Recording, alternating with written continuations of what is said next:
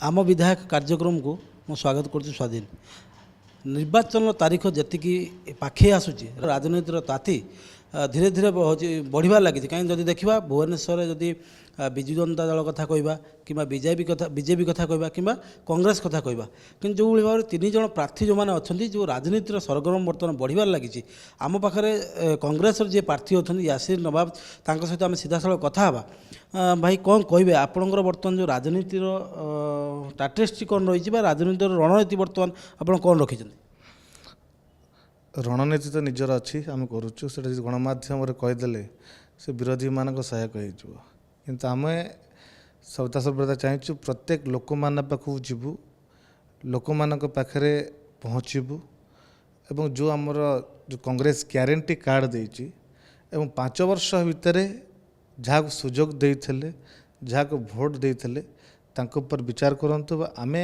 पूर्व कौन कार्य करूँ आगामी दिन में कौन करूँ तो जाणिक निष्पत्ति नियंतु बोली समस्त को अनुरोध करुचु प्रत्येक लोक मान पाखु आम जाइकी केमी लोक मान भोटर मन सचेतन करूँ आम तापर गुरुत्व दौचु किंतु आम जी लोक मान गलुणु घर घर बुलुचु लोक पाखु जाऊँ विभिन्न संस्था को आम जाऊँ अनुष्ठान को जाऊँ पूर्व अपेक्षा एथर भोटर मन परिवर्तन होती जहाँ पूर्व थर मत था एथर लोक मैंने सचेतन होती स्वाभिमान उपर भरोसा करें स्वाभिमान को आम ओडावासी भुवनेश्वर खोर्धावासी केवे स्वाभिमान को हरइबू ना कि स्वाभिमान आगे आम क्या नईकि भोट देवुनि डरिकी भोट देवुनि बर्तमान जो भाव में अपराजिता षडंगी कथा कहतु कि मनमथ राउतरा कथा कहतु तांकर जो रणनीति भितर आपण बर्तमान युवक गोटे प्रार्थी होती जातीय कांग्रेस आपड़ जब लोक मान पाखे पहुँचुंट लोक मान पाखे जो कौ मुद्दा सब नौ सरकार राहुल गांधी जो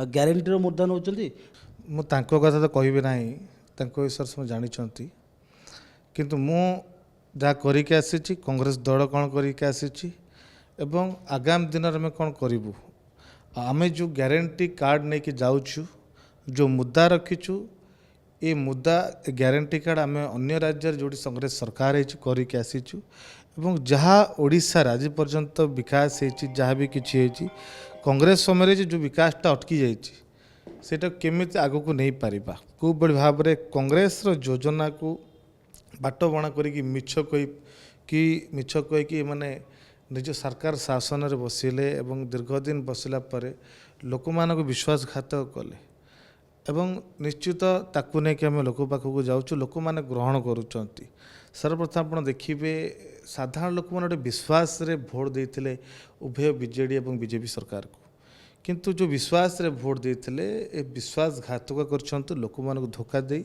उभय बीजेडी बीजे मिलित मिसिकी लोक मान धोखा देछन जोटा को साधारण लोक मैंने ग्रहण करना निष्पत्ति नहीं जे धोखा देछि ताकू उचित जवाब आम दबू निर्वाचन रे उचित जवाब मिल जो सरकार धोखा देछंती राहुल गांधी दुई थर ओडिशा आसिले समावेश कर पूर्व सालेपुर बड़ समावेश होता आज जो राहुल गांधी रायगड़ा रे भर्चुआल माध्यम गोटे बड़ समावेश है या फल कौन ओडिशा को फरक पड़ो देखु राहुल गांधी सारा भारतवर्ष बुलूंट एवं सारा भारतवर्ष गोटे परिवर्तन गोटे आह्वान दि जाए जो आशारे साधारण लोक मैंने भोट देते अच्छे दिन कथा हो बेरोजगार कथा हो दुर्नीति भ्रष्टाचार हो कलाधन कथा कि भोट को नहीं सरकार को आसी किंतु आज आज पर्यंत विकास कथा किए कहूना अच्छे दिन कथा कहूना दरदाम केमती नियंत्रण हम युवक मान बेरोजगार केमती हटब शिक्षार क्षेत्र केमती उन्नति हम कथा कहूना एवं केवल धर्म ना केमती देश को भागबंटा कर धर्म ना युवक मान बाट बणा करी मुख्य उद्देश्य मन हटि दिज्व केमती भारत पाकिस्तान चाइना ना कि भोट नवा किंतु से चाइना पाकिस्तान टू फंड कलेक्शन करी भारत निर्वाचन लड़वा यह को साधारण लोक एथर बुझी सारी केवल गोटे हिंसार गोटे राजनीति करा जाउची गोटे भेदभाव राजनीति करा जाउची जहाँ को साधारण लोक मैंने ग्रहण करना कारण भारतवासी उच्च शिक्षित सर्वधर्म संपन्न राष्ट्र निश्चित समस्त सम्मान दे था सब जापारती सुजोग देते सुजोग दुरुपयोग कर निश्चित एथर साधारण लोक मैंने ନିଷ୍ପତ୍ତି ନେଇଛନ୍ତି ପରିବର୍ତ୍ତନ କରିବା। ରାହୁଲ ଗାନ୍ଧୀ ଫୋକସ୍ରେ ଓଡ଼ିଶା ଅଛି। ଓଡ଼ିଶାକୁ ଫୋକସ୍ କରିଛନ୍ତି ତେଲେଙ୍ଗାନା ନିର୍ବାଚନ ପରେ। ଯେମିତି ତେଲେଙ୍ଗାନାରେ ପରିବର୍ତ୍ତନ ହେଲା, ଯେମିତି ତେଲେଙ୍ଗାନା ଟିଆର୍ଏସ୍ ବିଜେପି ମିଶି ସାଧାରଣ ଲୋକଙ୍କୁ ଧୋକା ଦେଲେ, ସେଠି କଂଗ୍ରେସ ସରକାରକୁ ଆସିଲା ଏବଂ କଂଗ୍ରେସ ସରକାର କେଉଁ ଭଳି ଭାବରେ ତେଲେଙ୍ଗାନାର କାମ କରୁଛି, କେଉଁ ଭଳିଆ ବିକାଶ କରୁଛି, କେଉଁ ଭଳି ଦୁର୍ନୀତି ଭ୍ରଷ୍ଟାଚାର ବିରୁଦ୍ଧ ଲଢ଼େଇ କରୁଛି, ସେ ସାରା ଭାରତବର୍ଷରେ ତାର ବାର୍ତ୍ତା ଯାଇଛି। ସେଇଭଳି ଓଡ଼ିଶାରେ ମଧ୍ୟ ଯେଉଁଠି ବିଜେଡ଼ି ବିଜେପି ଏକ ହେଇଛନ୍ତି, ଯେଉଁଠି ଏକ ହେଇକି ସାଧାରଣ ଲୋକମାନେ ଧୋକା ଦେଇଛନ୍ତି, ନିଶ୍ଚିତ ସାଧାରଣ ଲୋକମାନେ ଉଚିତ ନିଷ୍ପତ୍ତି ନେବେ। ସେମାନେ କେଉଁ ଯୋଜନା ନେଇକି ଯାଉଛନ୍ତି କି ତାଙ୍କ ବିଷୟରେ ମୁଁ କହିବାକୁ ଚାହୁଁନି, କିନ୍ତୁ ମୋତେ କହିପାରିବେ କେଉଁ ଯୋଜନା? ବିଜୁ ଯୁବ ବାହିନୀ ଯୋଜନା ନେଇ ଯାଉଛନ୍ତି ନା ବିଜୁ ପକ୍କା ଘର ଯୋଜନା ନେଇ ଯାଉଛନ୍ତି ନା 102 108 ଆମ୍ବୁଲାନ୍ସ ଯୋଜନା କରି ନେଇ ଯାଉଛନ୍ତି ନା କେଉଁ ଯୋଜନା ନେଇକି ସେମାନେ କରୁଛନ୍ତି? ଆଜି ମୋତେ କୁହନ୍ତୁ, ଆଜି ପର୍ଯ୍ୟନ୍ତ ଯୋଜନା କାହାର? ସେ ଯୋଜନା କଂଗ୍ରେସ ଆରମ୍ଭ କରିଛି। କଂଗ୍ରେସ ଯୋଜନା କେଉଁଟା? ବିଜେଡ଼ି ଇଣ୍ଡିପେଣ୍ଡେଣ୍ଟ ଯୋଜନା ଟିକେ କହୁନାହାନ୍ତି। ଆମ୍ବୁଲାନ୍ସ ହେଉ, ବିଜୁ ପକ୍କା ଘର ହେଉ, ଜଗନ୍ନାଥ ରାସ୍ତା ଯୋଜନା ହେଉ, କି ଗରିବ ଲୋକଙ୍କ ଖାଇବା ଯୋଜନା, ରାଇଟ୍ ଟୁ ଫୁଡ୍ ହେଉ, ରାଇଟ୍ ଟୁ ଆକ୍ଟ ହେଉ, ଯାହା ବି କିଛି ତ ହେଇଛି, ଆମ୍ବୁଲାନ୍ସ ହେଉ, ସବୁକିଛି ତ କଂଗ୍ରେସର ଯୋଜନା। କେବଳ ରଙ୍ଗ ମାରି ପରିବର୍ତ୍ତନ କରିକି ଏମାନେ ଯେଉଁ ନାଁ ନେବାକୁ ଚାହୁଁଛନ୍ତି, ସାଧାରଣ ଲୋକ ଜାଣିପାରୁନାହାନ୍ତି। ସାଧାରଣ ଲୋକ ସବୁ ଜାଣିପାରୁଛନ୍ତି। ଯଦି ତୁମେ ବିକାଶ କରିବାର ଥିଲା, 5 ବର୍ଷରେ କେତେ ଯୁବକମାନଙ୍କୁ ନିଯୁକ୍ତି ଦେଇଛନ୍ତି କୁହନ୍ତୁ ଖୋର୍ଦ୍ଧା ଜିଲ୍ଲାରେ? ୟା ପୂର୍ବରୁ ଉଭୟ ଯେଉଁ ବିଜେଡ଼ି ବିଜେପି ସାଂସଦ ପ୍ରାର୍ଥୀ ଥିଲେ, 4 ଲକ୍ଷରୁ ଉର୍ଦ୍ଧ୍ୱ ଭୋଟ୍ ଦେଇଥିଲେ ସାଧାରଣ। 4 ଲକ୍ଷ ଭୋଟ୍ ପାଇଲା ପରେ ବିଜୁ ଜନତା ଦଳର ପ୍ରାର୍ଥୀ କେତେଥର ଲୋକମାନଙ୍କ ପାଖକୁ ଯାଇକି ବୁଲିଛନ୍ତି, କ'ଣ ସମସ୍ୟା ପଚାରିଛନ୍ତି? ସେ ଭୋଟର ଯେଉଁ ସମ୍ମାନ ଦେଇ ଜାଣିଥାନ୍ତେ, ତାର ଭୋଟର ପାଖରେ 5 ବର୍ଷ ବୁଲିଥାନ୍ତେ।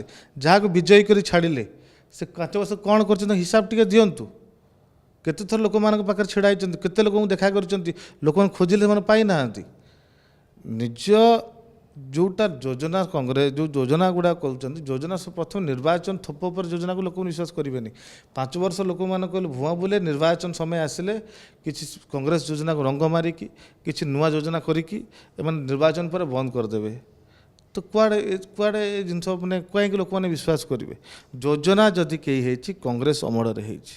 କଂଗ୍ରେସ ଅମଳ ପରେ ଆଜି ପର୍ଯ୍ୟନ୍ତ କେବଳ ଲୋକମାନଙ୍କୁ ଲୁଟିବାର କାମ କରୁଛନ୍ତି, ଭୁଆଁ ବୁଲାଇବା କାମ କରୁଛନ୍ତି। ଦୀର୍ଘ ବର୍ଷ ହେଲା ଏମାନଙ୍କୁ ଶାସନ ଘାତିରେ ବସାଇଲେଣି। ଆଜି ଯାଏଁ ଏମାନେ ବିକାଶର କଥା କହିନାହାନ୍ତି। କେମିତି ଯୋଜନା କିଛି ନୂଆ ଯୋଜନା କରିକି ଲୁଟ୍ କରିକି ଟଙ୍କା ନିର୍ବାଚନ ଖର୍ଚ୍ଚ କରି ନିର୍ବାଚନ ପରେ ସେ ଯୋଜନାକୁ ବନ୍ଦ କରିବାକୁ ଏମାନେ ଚେଷ୍ଟା କରିଛନ୍ତି। ଯେଉଁ ଭାବରେ ମନ୍ମଥ ରାଉତରାୟ ଯାଇକି ପହଞ୍ଚୁଛନ୍ତି, 5T ଯୋଜନା କଥା କୁହନ୍ତୁ କିମ୍ବା ହେଉଛି ସ୍ୱାସ୍ଥ୍ୟ ବୀମା କାର୍ଡ଼ କଥା, ସବୁଆଡ଼େ ଡିଣ୍ଡୁଅ ପଡ଼ୁଛନ୍ତି, ସରକାର କରୁଛନ୍ତି। 5Tରେ ପଚାରୁନାହାନ୍ତି କେତେଟା ଶିକ୍ଷକ ଅଛନ୍ତି ସ୍କୁଲରେ? 5Tରେ କହୁଛନ୍ତି କେତେ ଶିକ୍ଷକ ପଦ ଖାଲି ପଡ଼ିଛି କହୁନାହାନ୍ତି? ସେଇଟା କହିବା କଥା ନା। ଆଉ ଆମେ 25 ବର୍ଷ ଶାସନ କରିଛୁ, ଆଜି ପର୍ଯ୍ୟନ୍ତ 50% ଅଧିକ ଶିକ୍ଷକ ଦେଇପାରିନାହୁଁ। ଆମେ ଆଜି ପର୍ଯ୍ୟନ୍ତ ପ୍ରାଇଭେଟ୍ ସ୍କୁଲ କଲେଜ ଗୁରୁତ୍ୱ ଦେଇଛୁ, ସରକାରୀ ସ୍କୁଲ କଲେଜ ଗୁରୁତ୍ୱ ଦେଇନାହୁଁ। ଆଜି ଯଦି ପିଲାମାନେ ଭବିଷ୍ୟତ ଗଠନ କରିବାକୁ ଚାହିଁବେ, ସରକାରୀ ସ୍କୁଲ କଲେଜ ଗଠନ ହୋଇପାରିବ ନାହିଁ। Private school college lakh lakh ଟଙ୍କା ତାହେଲେ ଭବିଷ୍ୟତ ଗଠନ ହୋଇପାରିବ। ସେଇଟା ଗରିବ ମଧ୍ୟବିତ୍ତ ପରିବାର କରିପାରିବେ, କହିଲେ ଧନୀ ଲୋକ ପାଇଁ କରିଛୁ। ସେଇଟା କହିବା କଥା ନା। ଆଉ ସେଇଟା ନ କହିଲେ କେମିତି ହେବ? 25 ବର୍ଷ ଭିତରେ କେତେ ଖୋର୍ଦ୍ଧା ଜିଲ୍ଲାରେ ନିଯୁକ୍ତି ଦେଇଛନ୍ତି ସେଇଟା କୁହନ୍ତୁ। ଆମେ ଏତିକି ନିଯୁକ୍ତି ଦେଇପାରିଛୁ। କଣ୍ଟ୍ରାକ୍ଚୁଆଲ ବେସିସ୍କୁ କାହିଁକି ଆପଣ ଆଗକୁ ଆଣିଛନ୍ତି? ବାହାର ଅଣ ଓଡ଼ିଆ କଣ୍ଟ୍ରାକ୍ଟ ଫ୍ୟାକ୍ଟ୍ରି ମାନଙ୍କୁ ଏଠି କାହିଁକି ପ୍ରୋତ୍ସାହନ ଦିଆଯାଉଛି? ଓଡ଼ିଆ କଣ୍ଟ୍ରାକ୍ଟର ଶିଳ୍ପ ସଚେତନ କ୍ରିଏଟିଭ୍ କାହିଁକି କାଟି ଦିଆଯାଉଛି? କାହିଁକି ବସ୍ତି ବାସିନ୍ଦାଙ୍କ ପାଇଁ ସ୍ଥାୟୀ ପଟ୍ଟା ବ୍ୟବସ୍ଥା କାହିଁକି କରାଯାଇ ନାହିଁ? କାହିଁକି ଏଠି ଜଳ ଘରେ ଘରେ ଯଦି ବର୍ଷା ହୁଏ, କାହିଁକି ଘରରେ ପାଣି ପଶୁଛି? କାହିଁକି ସେ ଅଟ୍ଟାଳିକା ବିଲ୍ଡରମାନଙ୍କୁ ସାହାଯ୍ୟ କରିକି ଆଜି ଘର ଲୋକଙ୍କୁ ସାଧାରଣ ଲୋକମାନେ ହଇରାଣ ହେଉଛନ୍ତି? ତାପରେ ଯୋଜନା କଥା କହିବା କଥା। ଯେଉଁଟାକୁ ଆପଣମାନେ ବିଜୁ ସ୍ୱାସ୍ଥ୍ୟକରଣ କାର୍ଡ଼ କଥା କହିଲେ, ଯଦି ସାମାନ୍ୟ ଗୋଟେ ଗରିବ ଲୋକ ଆଜି ହସ୍ପିଟାଲ ଯାଉଛି, ତାକୁ ସାଙ୍ଗେ ସାଙ୍ଗେ ଟ୍ରିଟମେଣ୍ଟ ମିଳୁନାହିଁ। ଗୋଟେ ସିରିୟସ୍ ପେସେଣ୍ଟ ଗଲେ ତାର ପ୍ରୋସେସିଂ, ତାକୁ ଯଦି ଯେଉଁଭଳି ଭାବରେ ତାକୁ ହଇରାଣ ହରକତ କରାଯାଉଛି ଏବଂ ସେ ଟଙ୍କାକୁ 80% କେମିତି ବୁଲେଇକି ଲୁଟ୍ କରିକି ନିଜର ଦଳୀୟ କାର୍ଯ୍ୟରେ ବ୍ୟବହାର କରାଯାଉଛି, ଏଇଟା କାହାକୁ ଅଛପା ନୁହେଁ। ଗଣମାଧ୍ୟମ ସାମ୍ନାରେ ବହୁତ ଥର ପଳେଇ ଆସିଲାଣି। କଂଗ୍ରେସ 25 ଲକ୍ଷ ଟଙ୍କା ସ୍ୱାସ୍ଥ୍ୟ ବୀମା ଯୋଗାଇ ଦେବା ପାଇଁ ଘୋଷଣା କରିଛି। କିଏ ଯେମିତି ଅର୍ଥ ଅଭାବରୁ ସାଧାରଣ ଲୋକମାନେ ମୃତ୍ୟୁ ମୁଖରେ ପଡ଼ିବେ ନାହିଁ। 200 ୟୁନିଟ୍ ବିଜୁଳି ମାଗଣାରେ ଦେବ କଂଗ୍ରେସ। 5 ଲକ୍ଷ ଯୁବକ ନିଯୁକ୍ତି କଥା କଂଗ୍ରେସ କହିଛି। 500 ଟଙ୍କାରେ ଗ୍ୟାସ୍ ସିଲିଣ୍ଡର କଥା କଂଗ୍ରେସ କହିଛି। ମହିଳାମାନଙ୍କୁ ବର୍ଷକୁ 1 ଲକ୍ଷ ଟଙ୍କା ଦେବା ବୋଲି କଂଗ୍ରେସ ଘୋଷଣା କରିଛି। ପ୍ରତ୍ୟେକ ମହିଳାଙ୍କୁ ଆକାଉଣ୍ଟକୁ 2000 ଟଙ୍କା ମହିଳା ଭତ୍ତା ଦିଆଯିବ। ମହିଳା ସ୍ୱୟଂ ଗୋଷ୍ଠୀଙ୍କର ପ୍ରତ୍ୟେକ ବ୍ୟାଙ୍କ ଋଣକୁ ମାଫ କରି ଦିଆଯିବ। ଚାଷୀମାନଙ୍କର ବ୍ୟାଙ୍କ ଋଣକୁ ମାଫ କରାଯାଇଯିବ, ଚାଷୀମାନଙ୍କୁ ପେନସନ୍ ଦିଆଯିବ, ଚାଷୀମାନଙ୍କର ଦ୍ରବ୍ୟର ମୂଲ୍ୟ ବୃଦ୍ଧି କରାଯିବ, ଚିଟଫଣ୍ଡ କ୍ଷତିଗ୍ରସ୍ତଙ୍କ ଟଙ୍କା ଫେରସ୍ତ କରାଯିବ ଏବଂ ଯେଉଁ ବସ୍ତି ବାସିନ୍ଦା ଅଛନ୍ତି, ଉଠା ଦୋକାନୀ ଅଛନ୍ତି, ସେମାନଙ୍କୁ ସ୍ଥାୟୀ ବସ୍ତି ପଟ୍ଟା ବ୍ୟବସ୍ଥା ଆମେ କରିବା ଯୋଜନା କରିଛୁ। ଆମେ ଯେଉଁ ଯୋଜନା କରିଛୁ ଅନ୍ୟ ରାଜ୍ୟରେ କରିକି ଆସିଛୁ। ଆମର ଯୋଜନାରେ ଗ୍ୟାରେଣ୍ଟିର ଦମ୍ ଅଛି। ଆପଣ କୁହନ୍ତୁ ଏମାନେ ଯେଉଁ ଯୋଜନା ଗ୍ୟାରେଣ୍ଟି କରୁଛନ୍ତି ଆଜି ପର୍ଯ୍ୟନ୍ତ କୁଆଡ଼େ ଗଲା? 2 ଲକ୍ଷ ନିଯୁକ୍ତି କଥା ବର୍ଷକୁ କହିଥିଲେ, ମୋଦି 2 କୋଟି ନିଯୁକ୍ତି କଥା କହିଥିଲେ, ଆଜି ପର୍ଯ୍ୟନ୍ତ ଦେଇପାରିଲେ? ଆକାଉଣ୍ଟକୁ 15 ଲକ୍ଷ ଟଙ୍କା ଆସିବା କଥା କହିଥିଲେ, ଆଜି ପର୍ଯ୍ୟନ୍ତ ଆଣିକି ଦେଇପାରିଲେ? ଆଚ୍ଛେ ଦିନ କଥା କହିଥିଲେ, ଆଜି ଡାଲି ହେଉ, ତେଲ ହେଉ, ପୋଷାକ ହେଉ, ପେଟ୍ରୋଲ ହେଉ, ଡିଜେଲ ହେଉ, ଗ୍ୟାସ୍ ହେଉ, ଦର କୁଆଡ଼େ ଗଲା? ତା ଟିକେ ଜବାବ ଦିଅନ୍ତୁ। ଆଗରୁ ଡ୍ରାମା କରୁଥିଲେ, ଏବେ କାହିଁ ଦେବେ ନାହିଁ? ସାଧାରଣ ଲୋକମାନଙ୍କର ସଞ୍ଚୟ ଟଙ୍କା ନାହିଁ। ମାସ ଶେଷ ବେଳେ ଟ୍ୟୁସନ୍ ଫିସ୍ ଦେଲାବେଳେ ଯେଉଁ ଲୋକଙ୍କର କଷ୍ଟ, ସେ ଦୁଃଖ ଯଦି ଯିଏ ଭୋଗିକି ଆସିବ ସେ ଜାଣିବ ଲୋକଙ୍କର କଷ୍ଟ କ'ଣ ଅଛି। କେବଳ ଭାଷଣ ଝାଡ଼ିଦେଲେ କି ବିକାଶର କଥା କହିଦେଲେ ବିକାଶ ହୁଏନି, କାମ କରିବାକୁ ଦେଖାଇବାକୁ ପଡ଼ିବ। ଆଜି ଭୁବନେଶ୍ୱର ଗୋଟେ ଜନବସତି ବଢ଼ି ବଢ଼ି ଚାଲିଛି, ତା ପାଇଁ କ'ଣ ବ୍ୟବସ୍ଥା କରାଯାଉଛି? ବିକାଶ କଥା କହୁଛନ୍ତି, ଆମେ ମେଟ୍ରୋ ଟ୍ରେନ୍ କରିପାରୁଛୁ। ଆରେ ସଏଲ୍ ଟେଷ୍ଟିଂ ଏବେ ହେଉଛି। ମେଟ୍ରୋ ଟ୍ରେନ୍ ହେବ ନା ହେବ ନାହିଁ ଏଇଟା କେହି ଜାଣିନାହାନ୍ତି ଏଯାଏଁ। କେବେ ହେବ କ'ଣ ହେବ ନାହିଁ ତାକୁ ମେଟ୍ରୋ ଷ୍ଟେସନ୍ କରିକି ଆମେ ବଢ଼ାଉଛୁ। ଆଜି ବିଶ୍ୱସ୍ତରୀୟ ରେଲୱେ ଷ୍ଟେସନ୍ କାହିଁ? ଭୁବନେଶ୍ୱର ଓଡ଼ିଶାର କେନ୍ଦ୍ରବିନ୍ଦୁ, ଏଠି ବିଶ୍ୱସ୍ତରୀୟ ରେଲୱେ ଷ୍ଟେସନ୍ ହେବା ଦରକାର ଘୋଷଣା କରିଥିଲେ, ହେଲେ ନାହିଁ। ଆଜି ପର୍ଯ୍ୟନ୍ତ ଯଦି ଭୁବନେଶ୍ୱରକୁ ଗୋଟେ ହାଇଟେକ୍ ସିଟି କରାଯାଇପାରିବ, ବାହାର କମ୍ପାନୀ ମାନେ ଫ୍ୟାକ୍ଟ୍ରି ମାନେ ଏଠି ବସେଇକି ଏଇଠି ଯୁବକମାନଙ୍କୁ ନିଯୁକ୍ତି ଦେବାର ବ୍ୟବସ୍ଥା କରାଯାଇଥାନ୍ତା। ଆଜି ବି ଭୁବନେଶ୍ୱର ଯୁବକମାନଙ୍କୁ ଯଦି ଓଡ଼ିଆ କଣ୍ଟ୍ରାକ୍ଟର, ଓଡ଼ିଆ ଶିଳ୍ପ ସଂସ୍ଥା ବସିଥାନ୍ତେ, ତ ଓଡ଼ିଶାର ଓଡ଼ିଆ ପିଲାମାନେ ନିଯୁକ୍ତି ପାଇଥାନ୍ତେ। ବାହାରୁ ଯୋଳିଆ ତାମିଲ ଲୋକ, ଆନ୍ଧ୍ର ଲୋକମାନଙ୍କୁ ଆଣିକି ପକେଇକି ଏଠି ସାଉଥ୍ ଲୋକଙ୍କୁ ଯୋଳିଆ ଓଡ଼ିଶାର ଯୁବକମାନଙ୍କ ପେଟରୁ ଲାତ ମାରିବାକୁ କରାଯାଉଛି। ଏଟା ଓଡ଼ିଶା ଅସ୍ମିତା ଉପରେ ପ୍ରଶ୍ନ ସୃଷ୍ଟି ହୋଇଛି। ଆଜି ଓଡ଼ିଶା ଲୋକମାନେ, ଭୁବନେଶ୍ୱର ଖୋର୍ଦ୍ଧାବାସୀମାନେ, ପାଇକ ଲୋକମାନେ କେହି ସ୍ୱାଭିମାନକୁ ହରାଇବାକୁ ଚାହୁଁନାହାନ୍ତି। ସ୍ୱାଭିମାନକୁ ଚିନ୍ତା କରିକି ବିଜେପି ପ୍ରତ୍ୟାଖ୍ୟାନ କରିବେ। ଦେଖନ୍ତୁ, ପ୍ରଥମ ଶୀର୍ଷ ନେତୃତ୍ୱ ଧନ୍ୟବାଦ ଦେବି, ଖୋର୍ଦ୍ଧାବାସୀ ଭୁବନେଶ୍ୱରବାସୀଙ୍କୁ ଧନ୍ୟବାଦ ଦେବି, ମୋ ଯୁବକ ସାଥୀ, ମୋ ବନ୍ଧୁମାନଙ୍କୁ ଧନ୍ୟବାଦ ଦେବି ଯେ ଏତେ ଦିନ ପର୍ଯ୍ୟନ୍ତ ମୋତେ ସାଥ ଦେଇକି ଆସିଛନ୍ତି, ମୋତେ ଭଲ ପାଇବା ଦେଇଛନ୍ତି। ମୁଁ ମୋ ନେତୃତ୍ୱ ରାହୁଲ ଗାନ୍ଧୀଙ୍କୁ, ମଲ୍ଲିକାର୍ଜୁନ ଖଡ଼ଗେ, କେସି ବେଣୁଗୋପାଳଜୀ, ଶରଦ ପଟ୍ଟନାୟକ, ନରସିଂହ ମିଶ୍ରଜୀ, ଶରଦ ପଟ୍ଟନାୟକ, ଅଜୟ କୁମାର, ନିରଞ୍ଜନ ପଟ୍ଟନାୟକ, ଜୟଦେବ ଜେନା, ନବଜ୍ୟୋତି ପଟ୍ଟନାୟକ, ମାନସ ଚୌଧୁରୀ, ଯିଏ ବି ଶୀର୍ଷ ନେତୃତ୍ୱ କଂଗ୍ରେସର ଅଛନ୍ତି, ଯାହାର ନାଁ ବି ଛାଡ଼ି ଦେଇଛି ଶୀର୍ଷ ନେତୃତ୍ୱଙ୍କର, ସମସ୍ତଙ୍କୁ ଧନ୍ୟବାଦ ଦେବି। ସମସ୍ତଙ୍କୁ ସାହାଯ୍ୟ ସହଯୋଗରେ ମୁଁ ଆଗକୁ ଆସିଛି, କାରଣ ସମସ୍ତଙ୍କୁ ଭଲ ପାଇବା ମୋ ପ୍ରତି ଅଛି। ଭାଲୁ ଭାଇନା ହୁଅନ୍ତୁ, ରମେଶ ଜେନା ହୁଅନ୍ତୁ, ଯେକୌଣସି ଶୀର୍ଷ ନେତୃତ୍ୱ ବି ଅଛନ୍ତି, ମୋତେ ସର୍ବଦା କଂଗ୍ରେସର ପ୍ରତ୍ୟେକ ନେତୃତ୍ୱ, କର୍ମକର୍ତ୍ତା ମାନେ, ବଡ଼ ଭାଇମାନେ, ଭଉଣୀମାନେ, ସମସ୍ତଙ୍କ ସହିତ ମୋର ଭଲ ସମ୍ପର୍କ ଅଛି। ସମସ୍ତଙ୍କୁ ଭଲ ପାଇବା, ଆଶୀର୍ବାଦ, ସହଯୋଗରେ ଆଜି ମୁଁ ଆଗକୁ ଆସିଛି। ସମସ୍ତଙ୍କ ସହଯୋଗରେ ମୁଁ ଏ ଟିକେଟ୍କୁ ପାଇଛି। ନିଶ୍ଚିତ ଟିକେଟ୍ ପାଇଲା ପରେ ବି ନିର୍ବାଚନ ମଇଦାନରେ ସମସ୍ତଙ୍କର ଭଲ ପାଇବା, ସହଯୋଗ ମିଳିଛି। ମୁଖ୍ୟତଃ ଯେଉଁମାନଙ୍କର ମୁଁ ଆନ୍ଦୋଳନ ଲଢ଼ିଛି, ଯେଉଁମାନଙ୍କ ସହିତ ଦୀର୍ଘ ଦିନ ହେଲା ମୋ ସମ୍ପର୍କ ରହିଛି, ଯେଉଁମାନଙ୍କ ଅସୁବିଧାର ସମସ୍ୟାରେ ଛିଡ଼ା ହେଇଥିଲି, ଯେଉଁମାନଙ୍କ ସାଙ୍ଗରେ ମୋର ସୁସମ୍ପର୍କ ରହିଛି, ସମସ୍ତଙ୍କ ଭଲ ପାଇବା ସାଥ ଏଥର ମୋତେ ମିଳିଛି।